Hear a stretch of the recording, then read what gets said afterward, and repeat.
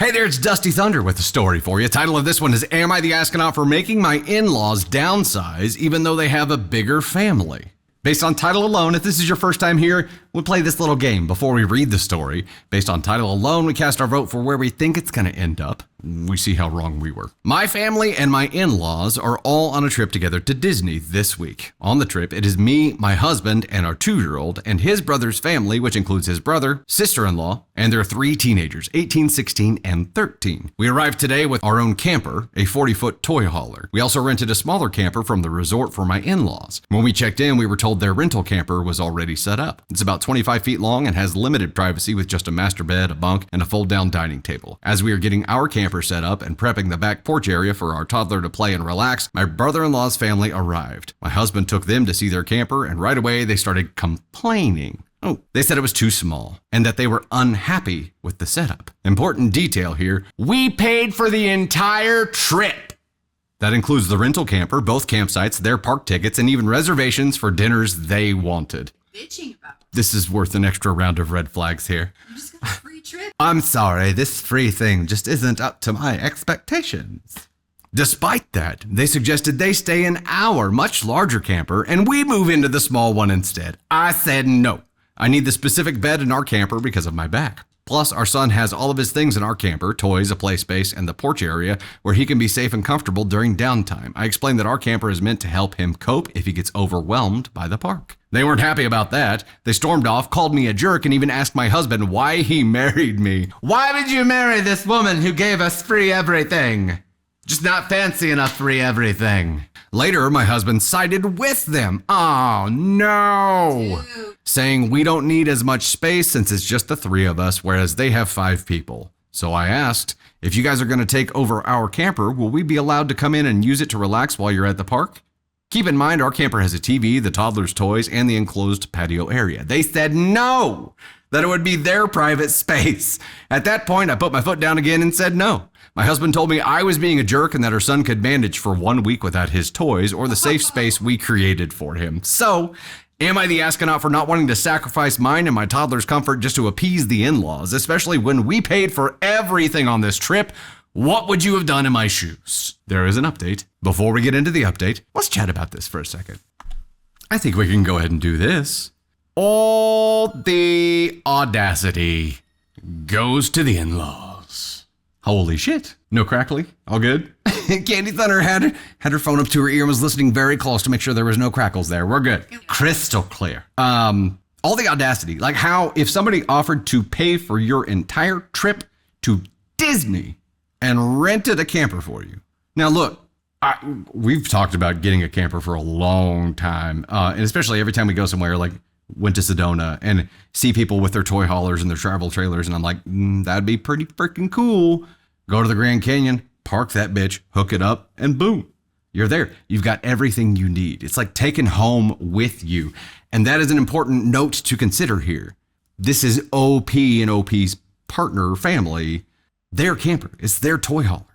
Toy haulers are baller, by the way. It's got like a garage space on the back and the flip down door that creates either a ramp to drive up into or an enclosed patio space. Super stinking cool. That's their home on wheels. They brought it with them to have all the creature comforts of home that they want to bring with them. In this case, a lot of that has to do with their toddler. It's theirs. They rented another camper for the in-laws. The in-laws are like, we want yours. Here's my question. If OP and OP's family had showed up with a camper that wasn't any better, wasn't any bougier than the one that they ended up renting for the in-laws, would they say shit about it? No. They wanted theirs because theirs was better. So they wanted to just not be the person who had the less than thing, even though they were getting it for free.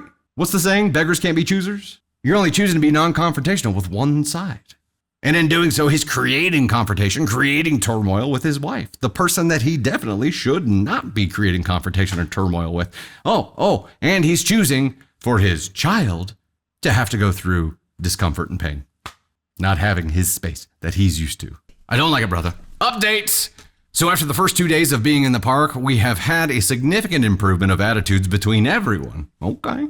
Actually, after the first night and my posting this, after my argument with them and my husband, they woke up after sleeping in the other camper and everyone had their own bed, but it was cramped and the teens all came to our camper to shower since the one in theirs isn't tall enough for the two boys. I had a come to Jesus meeting with my husband about the behavior, attitude, and general disrespect exhibited by him the previous day about a situation that wasn't even our fault. Some here told me to post it in the story, but we called an agency that worked with Fort Wilderness and they directly asked us about how many adults would be in the camper. My husband told them that it would be 2 adults and then the teens. They are the ones who provided the camper and said it would be sufficient for their needs without us getting to see a floor plan. Before they left for the day, we had a come to Jesus meeting for all of the adults, in which after the first meeting, my husband took the reins on this and said that he wasn't going to have future vacations with them because of the disrespectful behaviors. Okay. That he did his best going forward, and if they want to have something better, they need to build a vacation savings and do it themselves. Many of the Redditors called me an asshole, and I took their advice about making some kind of compromise. I, again, offered a compromise to trade for the remainder of the trip as long as my toddler and I have access to the camper. They said no, so I offered a different compromise. That the teens could stay in ours as long as they were quiet after the toddler went to sleep. The 18-year-old and 16-year-old are both very tall, 6'4", and asked to sleep in the garage on our queen,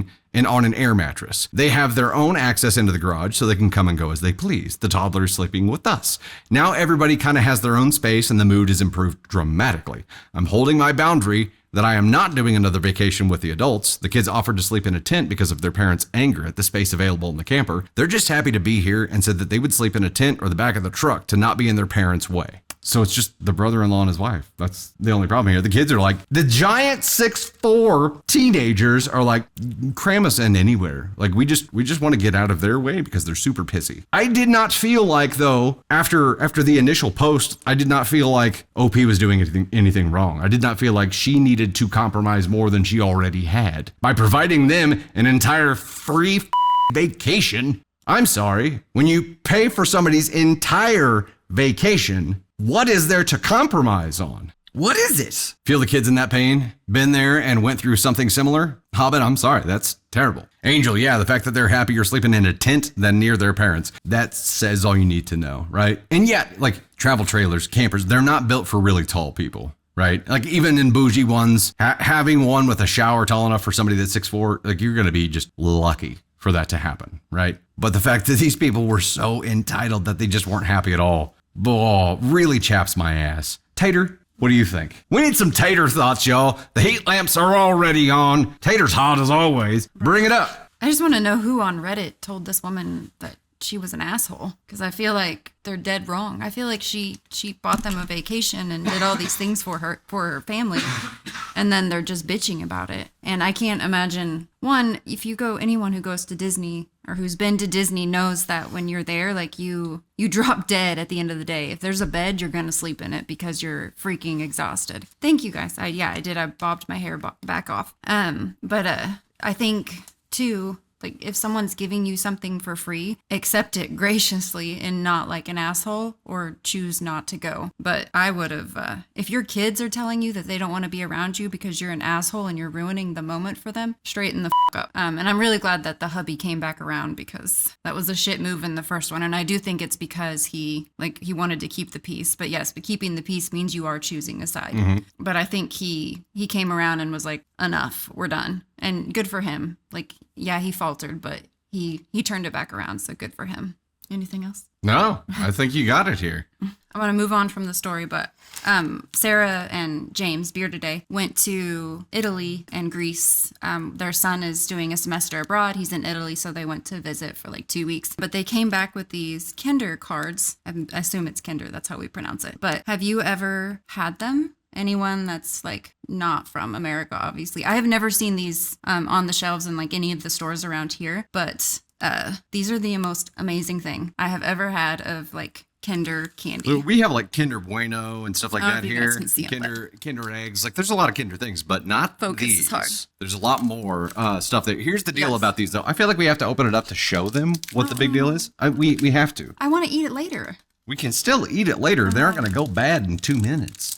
I wasn't going to share. I'm being honest. You were going to eat it sitting over there while I'm on camera, weren't you? Look, they're like a little wafer. It's so thin and crispy. The stuff on the inside is like the cream that would be like in the Show candy them what it bars. looks on the No, inside. I'm not gonna do that. But they are the best. I think you can buy them on like Amazon, and I think these would. There's like chocolate on the top. It's like a wafer on the bottom. They would make the best freaking s'mores. I'm not being paid to say this. I'm just telling you how it is because these are amazing. They're so like my sister came back and brought like a package for us, and then she went on I think some Amazon or somewhere and got more of them because they're so freaking good. They really are. Yeah, But these this are is the perfect balance of all the ingredients. Yes, It really is. Kinder's the best. They're our favorite too. But these Kinder cards. Kinder cards, yeah. And we're gonna try it with the s'mores and see how it goes because I think it's gonna be. I will pay to try it. It's so good. I promise you guys won't be disappointed. The interesting thing is, you left them here. Did you realize you left them here? I'm gonna share one with you. I almost didn't tell you they existed. She gave them to me yesterday.